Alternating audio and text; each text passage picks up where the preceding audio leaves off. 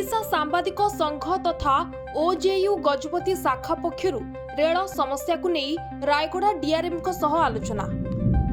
गजपति जिला Paralakhemundi rail station परिदर्शन तथा समीक्षा पई आज रायगड़ा डिविजन डीआरएम अमिताभ सिंघल दिनिकिया प्रथम गस्तरे आसिथिबा बेले ओडिशा सांबादिक संघ तथा ओजेयू गजपति शाखा पक्षरु रेल समस्या को नहीं रायगड़ा डीआरएम को सह आलोचना करा जायछि।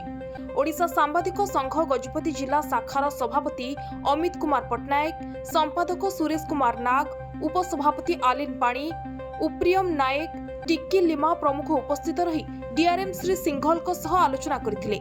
रेल स्टेशन रो किछि समस्या, रेल गुड़िक विलंबरे चलिबा, रेल रे थिबा लाट्रिन गुड़िक सफा रखिबा, स्टेशन को लागिथिबा फाटक ठारे फ्लाई ब्रिज निर्माण करबा भली विभिन्न समस्या को नहीं आलोचना करा जायथिला। विभिन्न आलोचना परे समस्त विषय उपरे निश्चित भावे कार्यगुड़िक उपरे पदक्षेप नियाजिबो बोली श्री सिंघल प्रतिश्रुति दैथिले।